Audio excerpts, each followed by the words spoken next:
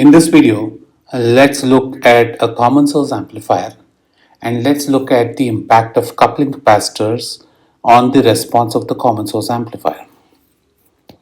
So, as we discussed in the previous video, the frequency response of a circuit arises when we have interaction of the signal with the capacitors in a circuit.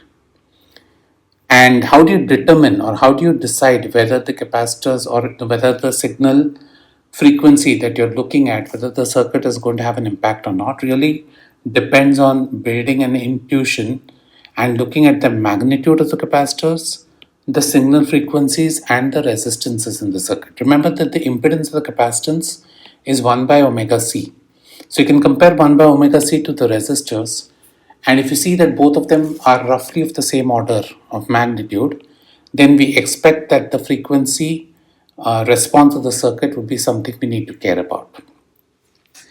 Now, coupling capacitors are basically capacitors that are used to isolate the small signal path, especially on board circuits, right? So when we have discrete amplifiers on boards, we use these coupling caps to dissociate signal paths from biasing paths.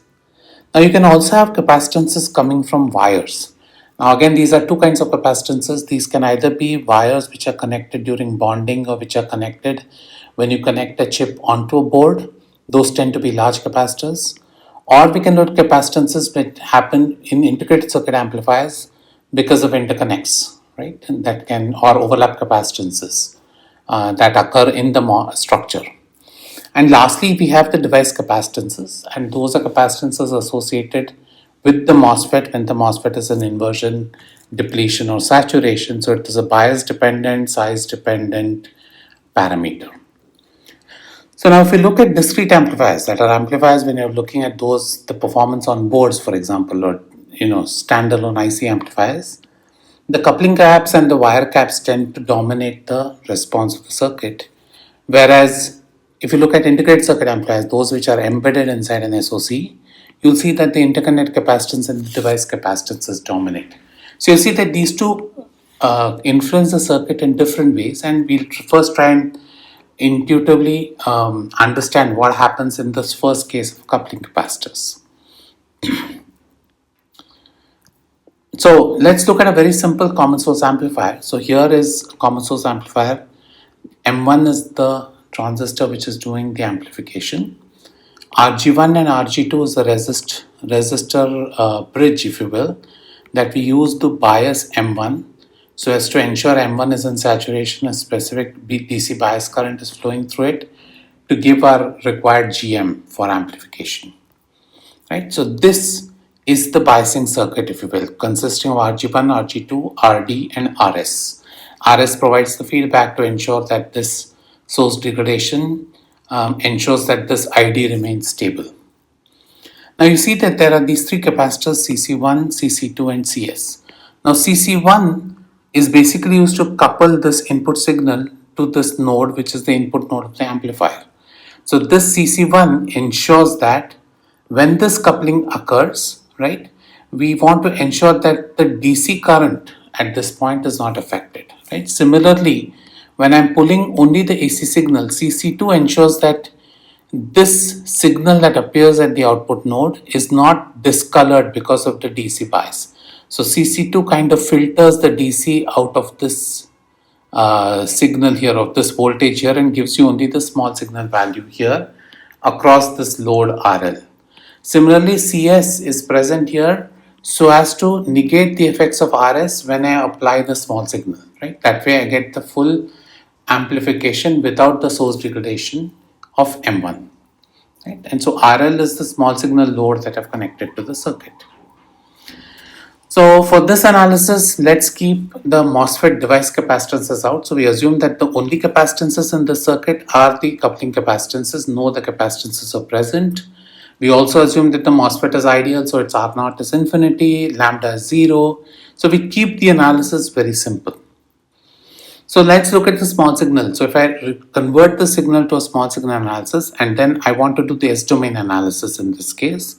When I do S-domain analysis, I replace all the signals with capital letters. So I have a V in, R sigma 1 CC1 translates to 1 by S CC1 here. I have an RG which consists of RG1 parallel RG2. Similarly, the CS goes to 1 by SCS, CC2 goes to 1 by SCC2. Right? So now if I want to find the H of S of this system, H of S is nothing but V naught by Vn.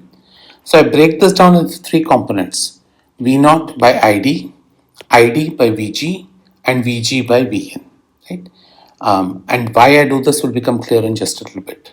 So I want to individually estimate these three different gains: V naught to ID, ID to Vg, and Vg to Vn. So let's first look at Vg to Vn because that's a simple.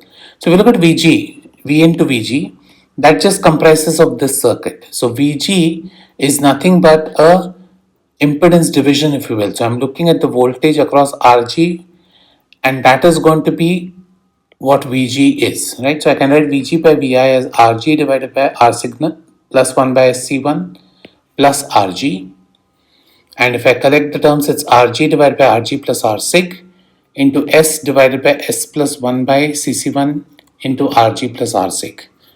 So this looks familiar, right? So what we see is that because of Cc1, I get 1 0 at omega equal to 0. So I get a 0 at the origin, and I get a pole, and this pole frequency is given by 1 by Rg plus R sig into Cc1. Right? So purely if I just look at this signal or this circuit alone, I get a part of H of S which has 1 0 and 1 pole. Now let's look at the second case where I'm now looking at the gain from Vg to ID. So if I look at ID by Vg, ID and Vg can be written as ID to VGS and VGS to Vg. Now ID to VGS is very simple. That is just minus, remember GM is flowing out, so this is minus GM. So ID by VGS is minus GM. Now let's look at VGS to VG. VGS is this voltage, VG is the voltage at this node. So VG is given by VGS plus the voltage drop across RS and 1 by SCS, right? Remember ID is flowing in upward direction. So therefore my VG can be written as VGS minus ID into RS parallel 1 by SCS. Now ID is nothing but plus GM VGS. So it's VGS plus GM into VGS RS parallel 1 by SCS. And so if I collect the terms, I get VGA by VGS as 1 by 1 plus GM into RS parallel 1 by SCS. Or in other words, if I multiply these two, what I get is my ID by VGS is minus GM divided by 1 plus GM into RS parallel 1 by SCS. RS parallel 1 by SCS reduces to this expression RS by 1 by S RSCS. So I plug that in, right, and I simplify. What I get is my ID by VGS to be minus GM into S plus 1 by RSCS divided by S plus 1 plus GM RS by RSCS. So again here, because of CS, I see that I've created 1 0 at 1 by RSCS. Now again, this is a left hand plane 0.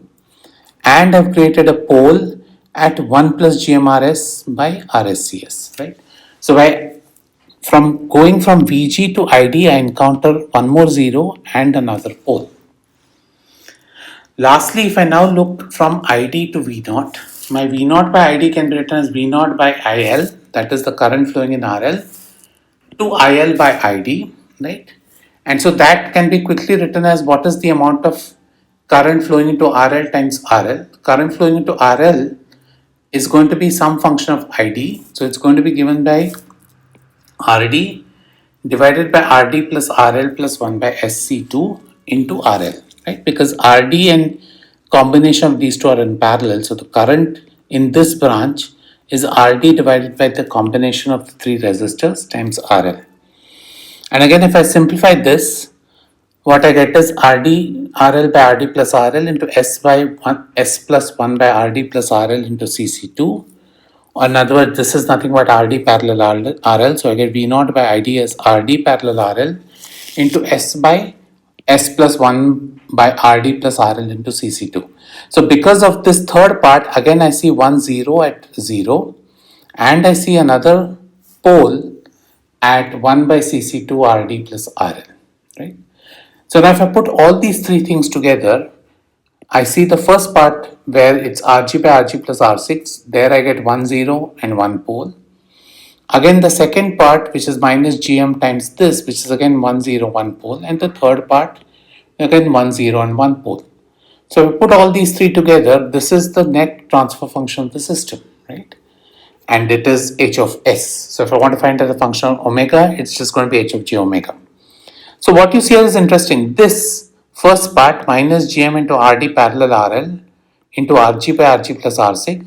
This is the midband gain without considering the impact of capacitance, right? Because Rd parallel RL is the effective load, Gm times Rd is the gain. Now because I've used a resistor divider at the gate, the input resistance is no longer infinite of the amplifier, it's going to be Rg. So the effective input resistance is Rg by Rg plus R6 into that, right? So that, what to say, so the effective gain at midband is given by this correction factor times GMRD. So this is your midband gain, and these are all the frequency dependent parameters. So you see that there is specific impact due to CC1, an impact due to CS, and an impact due to CC2, right? So you see that there are three capacitors in the circuit, and these three capacitors contribute to creating three poles for the circuit. Now if I'm going to plot the Bode plot of this, again I'm looking at 20 log h of s by log omega. What you see is initially, because I have two zeros at 0, as I start from 0, I'm going to have a function that keeps increasing with plus 40 dB per decade. Then I encounter my first 0.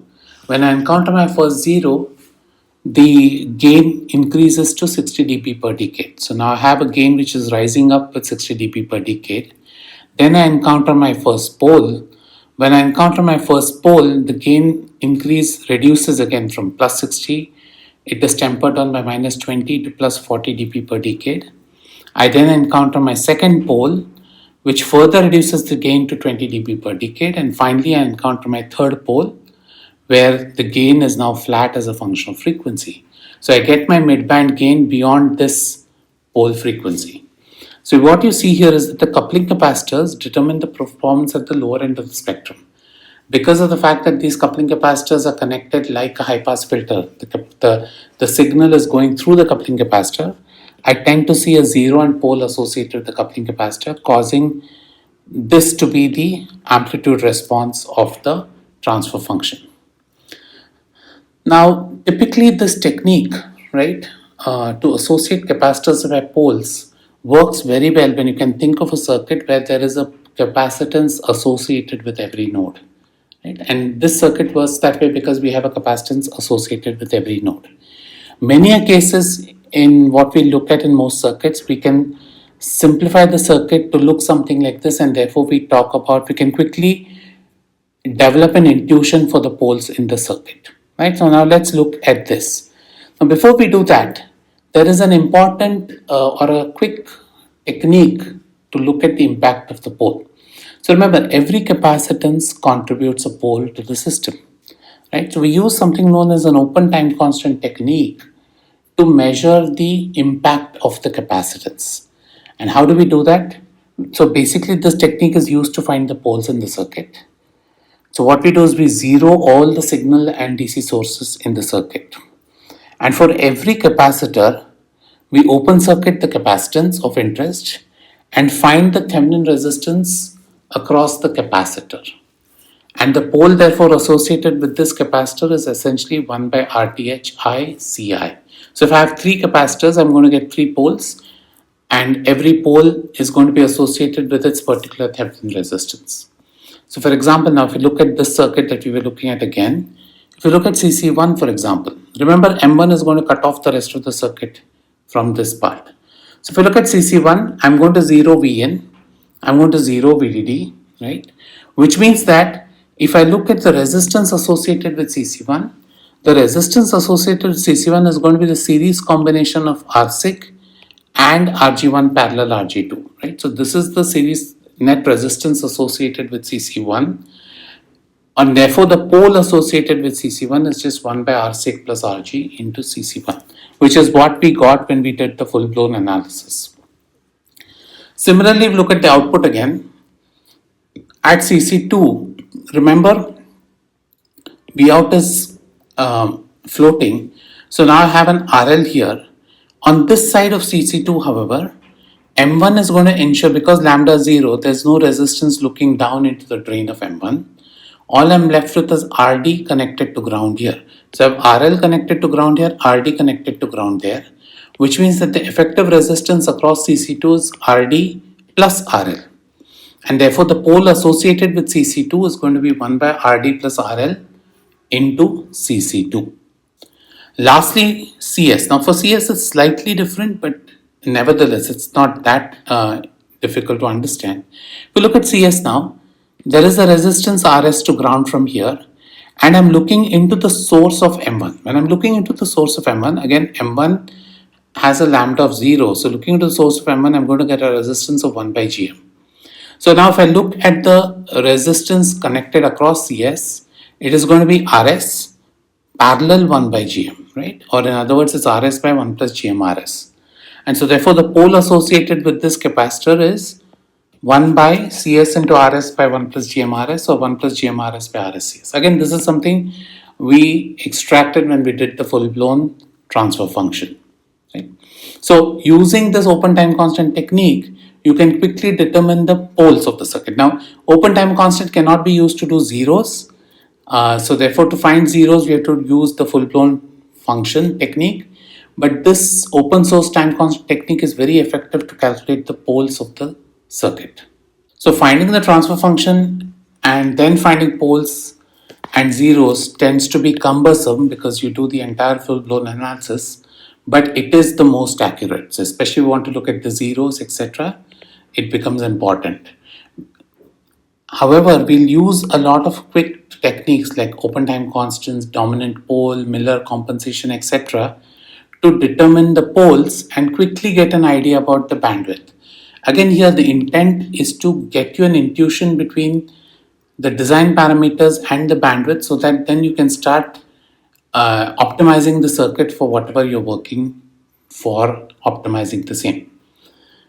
And so finally, in subsequent videos, we'll look at a way to develop this intuition, and we'll look at a ways to how to design for a specific bandwidth, or how to look at the trade-off between bandwidth and gain.